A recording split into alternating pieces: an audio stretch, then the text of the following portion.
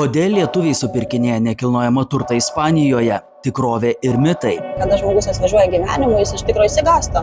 Po mėnesio, dviejų jie blaškosi, galvoja, gal čia mes suklydom. Indrė rodo pribloškiančias vilas už milijonus. Kaip atrodo gyvenimas pačios Madonos kaimynystėje. Tai per mėnesį tada 16 000 eurų vasarą. Taip. Visa tiesa apie kainas, pelną ir dažnai nutylimą pavojų. Nei pinigų, nei buto, nei nieko. Išskirtinė laida iš Ispanijos.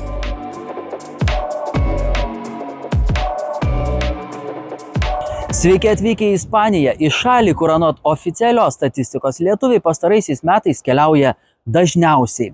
Čia net juokaujama, kuomet nusileidžia lėktuvas iš Kauno arba Vilniaus, pusė keleivių traukia tiesiai ne į viešbutį, o dairytis nekilnojamojo turto. Taigi visa tiesa ir mitai apie Ispaniją ir keliaujame susipažinti su Indre. Yra vietų, į kurias žmonės atvyksta savaitei. Yra vietų, į kurias žmonės atvyksta visam gyvenimui. Ispanijoje saulė šviečia daugiau nei 300 dienų per metus. Tačiau lietuviai čia ieško ne vien jos, ne vien ramybės ar lėtesnio gyvenimo tempo. Dažniausiai ieško galimybės turėti vietą, kur galėtų ilsėtis patys, užsidirbti iš nuomos ar atėjus laikui pradėti gyvenimą iš naujo arba ramiai leisti senatvę. Žodžiu, jie ieško, kur investuoti pinigus, kad šie uždirbtų pinigus. Kas pardavęs paveldėtas žemes, sodos sklypus ar kitą turtą Lietuvoje čia perka būstą kaip draudimą ateičiai ir viliasi, kad šis su kiekvienais metais brangs. O yra ir tokių, kurie investuoja kelis šimtus tūkstančių eurų ar net kelis milijonus tam, kad galėtų pabėgti nuo viešumo gimtinėje ir nereikalingų pašalinių akių pačioje Ispanijoje. Tarp jų ne tik gerai žinomi verslininkai, bet ir teisininkai, medikai bei pirmo ryškumo televizijos žvaigždės.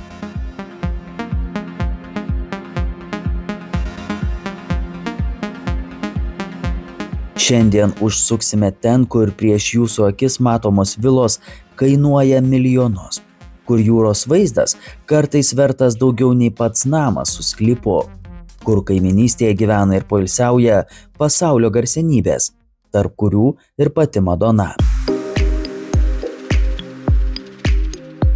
Bet pradėkime šią laidą ne nuo pinigų, nors jie bus irgi labai svarbus, bet nuo susitikimo su moterimi iš Biržų, kuri prieš daugelį metų į Ispaniją atvyko laimės ieškoti beveik nuo nulio. Tai Indrė Variakojienė, agentūros Lucky Key įkūrėja ir viena sėkmingiausių nekilnojamojo turto agenčių pietinėje Ispanijoje. Ji vieniša 3 vaikų mama, verslininkė, Lietuvos patriotė, kuri vos išgirdusi, kad tautiečiams reikalingi patarimai ar pagalba, į šoną meta visus darbus.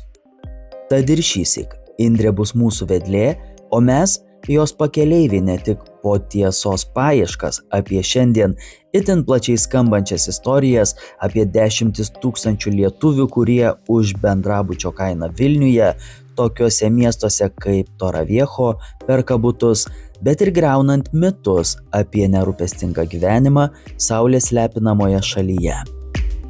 Nors Indrė šiandien pati parduoda gyvenimo svajonę kitiems, tačiau vynioti žodžių į vatą prieš kamerą neketina.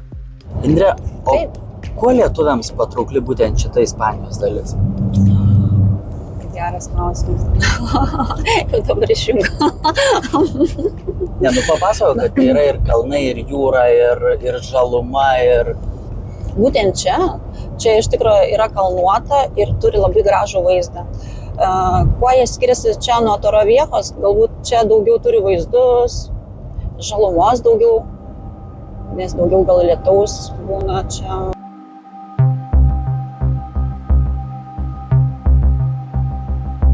Filmuojame šiaurinėje Costa Blanca regiono dalyje.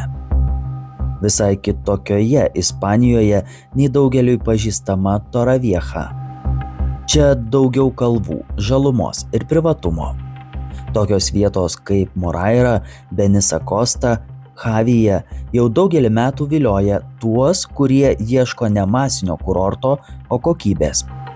Vos atsidūręs čia supranti, kad aplink išties mažiau triukšmo, daugiau erdvės ir įspūdingų horizontų. Kodėl kad tu pati myli Ispaniją? Oi, nes čia šilta. Šilta, saulė. Čia visiškai tokia ramybės būsena jaučiu. Per ilgus darbo nekilnojamojo turto srityje metus Indrė įsitikino, kad kartais žmonės iš savo šalies išvyksta dėl pinigų, kartais dėl vaikų ateities, dėl klimato, bet labai dažnai dėl jausmo. Ypatingai prasidėjus karui Ukrainoje, daug kas nutarė saugumo garantijų ieškoti Ispanijoje, kur gyvenimas tampa netoks įtemptas, kartais ryte nereikia skubėti, nes pats oras tave ramina. Kada tu iš tikrųjų žmogui patartum susimastyti apie atostogų namus Ispanijoje? Tada, kai jau užkeliavo pasaulį, ar tada, kai galvoja apie investiciją, ar tada, kai, žinai, galvoja, kad už gerą kainą gali nusipirkti kažką tai saugaus senatvei? Dažniausiai nori įsigyti antrus namus čia, kad atvažiuoti atostogų. Jie mums skambino, sako, mes norėtumėm praleisti čia kažkokį dalį, taip pat norėtumėm kažkiek ir išnuomoti, bet jie gyvenimų visam laikui yra labai mažai žmonių, kurie norėtų. Bet jie perkasi kaip į ateičiai, kad būtų ir į priekį, kad mes galbūt ir svajojom čia gyventi, bet ta pradžia gyvenimo būna visiems yra sunki iš tikrųjų. Labai žmonių, daug kas atvažiuojančia galvoja, kad čia yra labai pradėti gyventi yra gerai, greitai galim priprasti, bet atostogos yra atostogos, gyventi yra gyventi. Ir kada žmogus atvažiuoja gyvenimu, jis iš tikrųjų įsigąsta. Po mėnesių, dviejų jie blaškosi, galvoja, gal čia mes suklydom.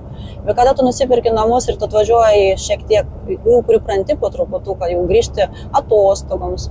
Ir aš manau, kad priprasti reikia. Ir tuomet jau jie kažkaip po truputuką perkasi į priekį atostogoms. Daugeliui lietuvių būstas Ispanijoje tampa ne persikėlimu, o planu B. Šiandien poilsiui, rytoj investicijai, po 10 metų galbūt gyvenimui. Torrevieja – viena geriausiai lietuviams pažįstamų vietų pietinėje Ispanijos pakrantėje. Švelnus klimatas, druskų lagūnos, santykinai prieinamos kainos, todėl čia daug investicinių pirkėjų. Tačiau Indrė iškart įspėja. Saulė ne visada reiškia paprastą gyvenimą. O ko iš pat pradžių nežino iš tikrųjų lietuviai? Jie visi ko gero turi savo įsivaizdavimą, ar ne? Kad ten, kur saulė, ten, žinai, jūros smėlis, jokių problemų. O su kuo tu turi po to, prie ko priprasti, kaip tu sakai? Iš tikrųjų, gal nėra tų draugų, to gyvenimo komforto, kad turėjo Lietuvoje. Tai yra, turi atsisakyti visko ir pradėti viską čia nuo nulio. Nauji žmonės, dažniausiai žmonės visi, sakau, gailisi ne šiek tiek ir nori namus grįžti ir paskui vėl grįžta. Tai čia gal to naujo gyvenimo būdo, nes čia viskas nauja. Nauji žmonės, nauja kultūra, nauja kalba, viskas nauja. Per atostogas mes nematome biurokratijos, nematome vienatvės, nematome kalbos barjero, nematome ilgesio tėvynei ir joje likusiems artimiesiems. Taigi nusipirkti būstą lengviau nei susikurti namus širdyje. Indrė Variakojienė įsitikinusi, kai žmonės perka namus svetur, jie dažnai perka ne tik sienas, jie perka pažadą, kad viskas bus paprasta, kad uždirbs greitai ir nuoma vyks pati savaime. Kitaip sakant, kad viskas bus be rizikos. Tačiau ten, kur daug svajonių, visada atsiranda ir tų, kurie nori iš jų uždirbti. O į kokias pinkles gali patekti žmogus, kuris, žinai, galvoja, nereikia man jūsų paslaugų, aš pats internete susirasiu, nes skelbimų pilna ir nusipirksiu. Kokias pinkles gali patekti? Tiesiog tokiu atveju gali susimokėti kažkokią avansą, gali paskui jo ir nebebūti. Tiesiog to namo niekas ir neparduoda arba jo iš vis nėra, ne? Ir taip būna, kad gali būti. Tai nėra, kad ten labai daug iš tikrųjų. Yra girdėjusi tokių situacijų, bet yra visokių situacijų, kad ir užsirezervuoja ir paskui jo nėra. Tiesiog. Ir aišku, pinigų nėra. Nei pinigų, nei buto, nei nieko. Atostogų būstas ir investicija ne tas pats, sako Indrė ir iškart patikslina. Poilsis parduodamas emocijomis, o investicija ir grąža skaičiuojama skaičiais. O kai rinka įkaista taip kaip dabar, atsiranda ne tik pirkėjų, atsiranda ir gudresnių žaidėjų. Tokie žmonės vadinami brokeriais be atsakomybės, tarpininkais be licencijų, kurių pažadai be pagrindo. Būna kartais visokių tokių nesusipratimų ir buvę kažkada irgi kažkas buvo pasinaudoję būtent tos kitos agentūros vardu ir kada jau paskui ir rezervas padėtas ir kažkada mes jau mums reikia, lyg atrodo ir viskas ir gerai, skambinam į tą agentūrą, nekelia ragelio, ieškom per agentūrą, sakom, mes nieko nežinom. Tai vat ir tokių atvejų yra buvę. Tai stengiamės dirbti su savo patikimais žmonėms, kur mes galim tiesiog, jeigu reikia, mes tikrai pasiemam, mes turim, dėl to mes turim ir advokatą, kad mes tikrai pasitikrinam, pasižiūrim, ar ten tikrai viskas gerai yra, viskas sumokėta. Jeigu būna dažniausiai nusipirka žmogus namo, ten būna kažkokios skolos, gal reikėtųsi daugiau žmonėms pasižiūrėti, kur perka, su kuo perka Iš ko ir iš ko perka. Anot ilgametę patirtį sukaupusios ekspertės, vienas svarbiausių klausimų perkant būstą užsienyje – kas bus po parašo? Kai prasidės mokesčiai, kai reikės nuomos licencijos, meistro paslaugų, dings elektra ar prireiks skubios pagalbos. Realybė šiandieną yra tokia, kad už 50-60 tūkstančių tikrai nenusipirksit. Tai galima nusipirkti vieno kambario iki 100, reikėtų paieškoti.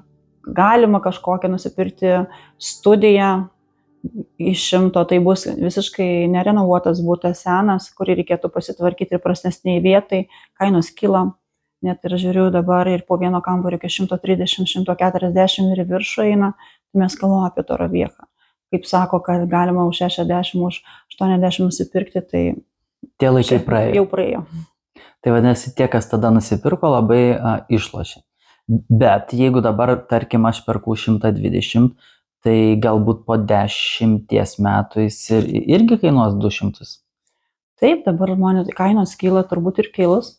Aš manau, kad į priekį kilus ir nėra didelės pasiūlos visiškai. Žmonės, kurie atvažiuoja minimaliai, jau ieškosi kitos sumos. Yra labai daug, čia ne vien tik lietuviai perka, čia visas pasaulis perka. Ispanijos pajūryje šiandien daug kas klausia vieno dalyko. Ar dar nevėlu pirkti, nuomoti ir uždirbti? Indrė neketina pagražinti tiesos.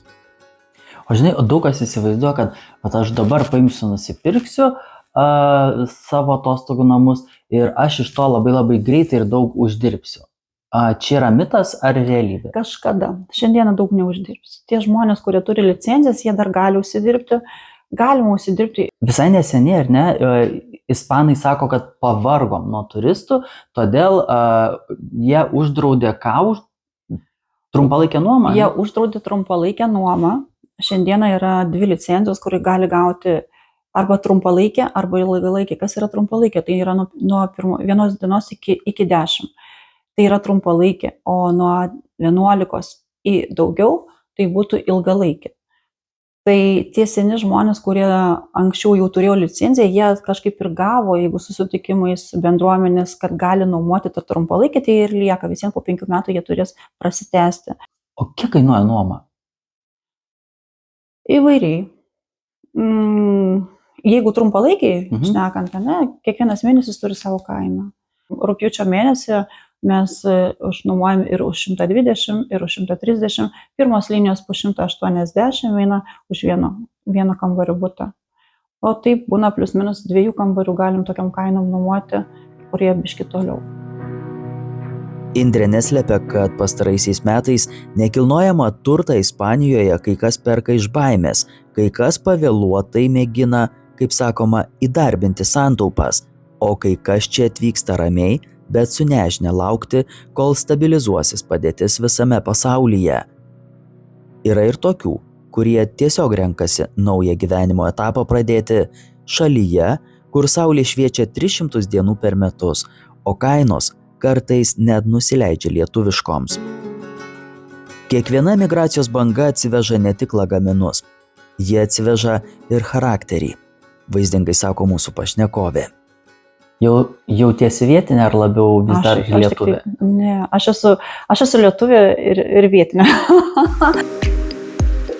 Kalbant apie būstą Ispanijoje, lietuviai dažnai klausia ne tik apie kainą. Pamatę ant daugelio pastatų langų ir durų masyvės grotas, jie klausia, ar čia saugu? Kas yra tie garsieji skvoteriai, kurie bet kada gali užgrobti tavo namus? Šiaip iš tikrųjų dažnas klientas, kuris atvažiuoja, užklausia tą patį klausimą, kodėl ant langų grotos, ar yra čia okupantų. Tai čia grotas tikrai, jeigu mes ir matėme aną pusę, ten tų grotų nelabai ir yra iš tikrųjų. Čia Torrevieja aplinkui zonai, tai labai daug žmonių yra būtų senų, uždėtas grotas tam, kad jie niekas čia negyveno. Dažnai ispanai turėdavo daug prisipirkę po vieną, po 2-3 butus. Jie gyvena Madride, turi kelius, investuoja į tos butus ir tie dauguma butai visi būdavo uždaryti, kad niekas neįeitų dėl saugos. Ir kaip ir visur, reikia saugotis, visko čia yra. Žmonės, kai atvažiuoja, tikrai sako, kodėl grotos, ar čia reikėtų, ar saugu. Saugu, niekur nėra saugu. Tai turi eiti visą laiką prisižiūrėti, nes tų visokių žmonių visur visko yra. Skvoterių problema Ispanijoje egzistuoja, tačiau ji labai priklauso nuo vietos, objekto, ar būsto apleistas jis, ar jame gyvena, ar jis prižiūrimas. Grotos Ispanijoje, pasak Indrės, dažnai turi ir kultūrinį kontekstą. Tačiau kartais didžiausia apsauga yra ne grotos, o tvarka ir priežiūra bei teisingai pasirinktas rajonas. Pati Indrė kilusi iš Biržų. Į Ispaniją jie atvyko prieš daugiau nei 25 metus. Be saugaus plano, bet su didžiuliu noru gyvenimą pakeisti iš pagrindų. Vis matydavau kitus gyvenančius kur kas geriau ir galvodavau, kad daugiau turėti galiu ir aš. Nebijojau nieko. Norėjau susikurti daugiau ir to siekiau, sako lietuvė, ir neslepia, kad pirmieji metai buvo sunkūs.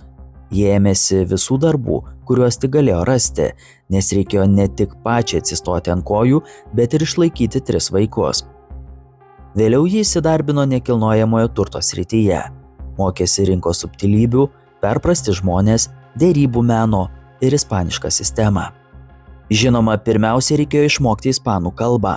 Ir štai po daugelio metų Indrė įkūrė savo agentūrą ir šiandien drąsiai sako, kad jos versle svarbiausia ne sandoris, o pasitikėjimas. Tik pasitikėjimas moteriai padeda parduoti ir tokias išskirtines vilas, kurios duris ji dabar atveria.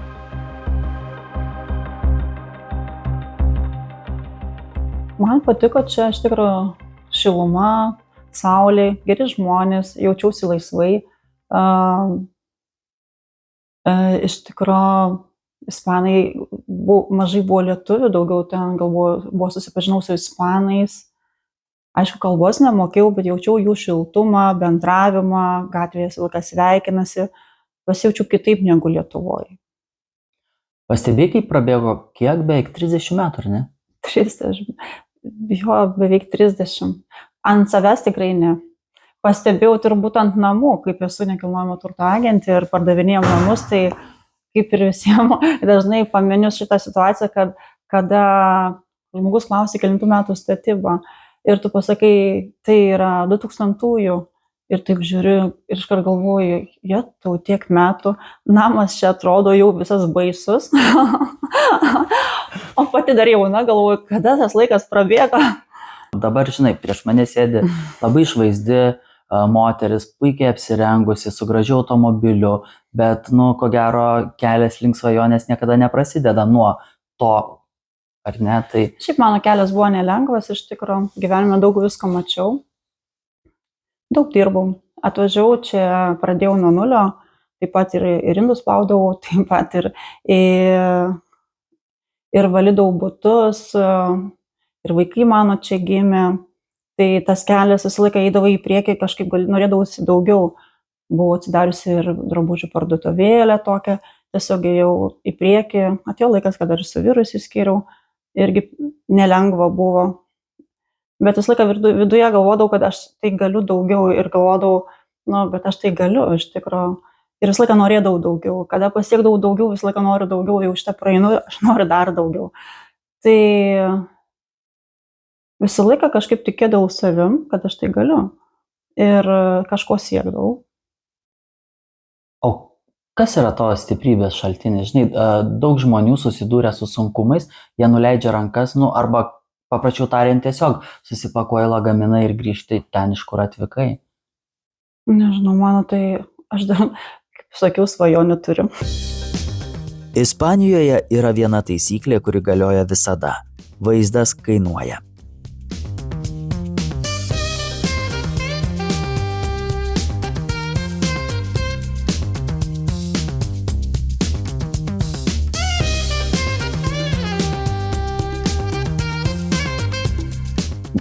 Teisingai, kad jūs mėgstat sakyti vaizdas už kiek?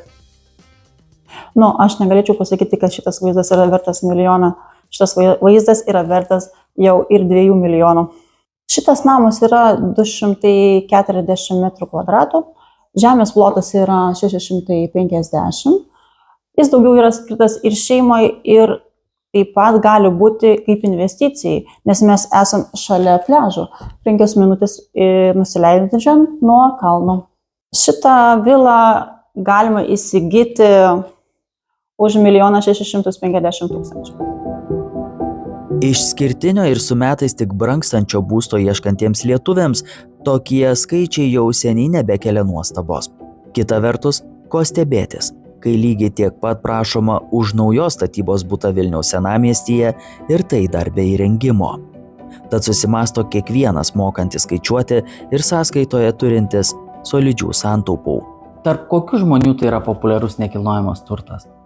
Vyresnio amžiaus, tarp lietuvaičių, tarp verslininkų, tarp tų, kurie mėgsta privatumą ir saugumą. Čia gyvena turtingi žmonės iš tikrųjų. Taip, čia yra būtent tas rajonas, kur yra daug pasaulio žemybių nusipirkę, nes čia vilos tikrai yra nepigios, nekilnojamas turtas yra brangus, jis turi savo vertę. Verslininkai, karjeros ir finansinių aukštumų pasiekia žmonės, kurie vertina tylą. Tie, kurie gali gyventi bet kur, patikslina Indrė, kai paklausiu, ar išties netoliese galėjau matyti ir žinomą mūsų šalyje statybų imperijos magnatą, įtakingą advokatę, vieną garsiausių nuomonės formuotojų bei populiarių televizijos šou vedėją. Vis dėlto, lengvai provokacijai, mūsų laidos herojė nepasiduoda ir savo klientų pavardžių neketina atskleisti. Žinai, dažnas lietuvis, ko gero tavęs paklaus, o galima uždirbti nusipirkus tokį namą? Taip, galima. Šitokie namai labai gerai nuomojasi šalia jūros, būtent šitose pusėse, nuo Kalpės, kaip ir Moraira, Benisa, vilos tikrai yra brangios, čia prasideda vilų kainos, taip nuo 1,5 milijono iki 4 milijonų. Aišku, jų ir nuomos kainos yra labai didelis mėnesiui, galime ir vasarą išnuomoti. Jeigu nuomoti tokią vilą mėnesiui ir ilgesniam laikui, jos kainos būna nuo 4 000 į viršų. Galim vasarą išsinuomoti, tai į savaitę irgi gali būti po 4 000. Tai per mėnesį tada 16 000 eurų vasarą? Taip. Šioje pakrantėje dirba ne tik žmonės, bet ir turtas, juokiasi Indrė. Ir jos žodžiuose išties daug tiesos. Oficialiai skaičiuojama, kad išskirtinio būsto kainos per pastaruosius 5 metus čia šoktelėjo 14%. Indrė rodo ir itin svarbią detalę. Šiame prestižiniame rajone ant langų beveik nėra grotų, nes saugumo lygis čia kitoks. Aplink kameros, uždaros teritorijos, nuolat prižiūrimi namai, rami kaiminystė. Tad praverkime dar vienos išskirtinės vilos duris. Indrė, kas šitam namui suteikia didžiausią vertę? Šito namo didžiausia vertė suteikiantis yra tai, kad namas yra autentiškas ir jis palaikantis savo vertybės. Kaip ir likę stilius, pats padaryta renovacija ir išlaikantis savo stilių. Taip pat, kaip ir sakiau, jūros vaizdas. Tai yra labai svarbu, kad žmonės nusipirkę, jie labai visą laiką nori matyti vaizdą į jūrą. Tai pirmiausia, ką žmonės prašo, vaizdas į jūrą. ir vieta. Tai yra, mes esam šalia pliažo, tai yra 5 minutės nusileidžiant. Štai jums ir sėkmingos investicijos formulė. Vaizdas, vieta, objekto charakteris. Tai yra 3 dalykai, kurie Ispanijoje kainuoja brangiausiai. Čia gyvena įvairių žmonių, kaip belgai, norvegai. Lietuvių sutiksi? Lietuvių yra, bet nedaug. Iš tikrųjų, nes labai daug nepažįsta šios vietos ir daugiau pažįsta kitas vietas, kaip Marbėja, ten daugiau Orihuela Costa, Kalpė, bet kada kalbuosi su lietuviais ir pasiūlau kaip Benisa ir Moraira, jie dažniausiai nežino šios vietos. Aš nežinau, dairausi aplink ir man primena Prancūzijos rivjerą. Neteko girdėti tokio palyginimo? Taip. Monakas? Taip, teko, gal daugiau į Monaką. Šiandien visą tiesą apie lietuvišką ispanišką gyvenimą išgirdome iš pirmų lūpų. Matėme vilas už milijonus eurų. Naująją sėkmės lydimų lietuvių kasdienybę iš labai arti. Bet tikroji šios istorijos vertė slypi ne įspūdingų vilų sienose, o moteryje, kuri pati išdrįso gyvenimo pradėti iš naujo. Tai buvo pasakojimas ne apie pastatus ir pinigus, o apie žmonės, kurie po daugelio darbo metų nusiperka laiką savo ir atranda suvokimą, kad kartais namai nėra ten, kur gimei. Namai gali būti ten, kur pagaliau leisi savo ramiai pasitikti saulėlydį. Tad gyvenimas yra gražus ne todėl, kad jis prabangus, o todėl, kad vieną dieną išdrįsti gyventi taip, kaip nori. Tiek šį kartą. Tariu sudie iš Ispanijos, tikiuosi, kad esate mūsų kanalo sekėjai, taip pat sekate mūsų socialiniuose tinkluose Facebook ir Instagram. Iki pasimatymų.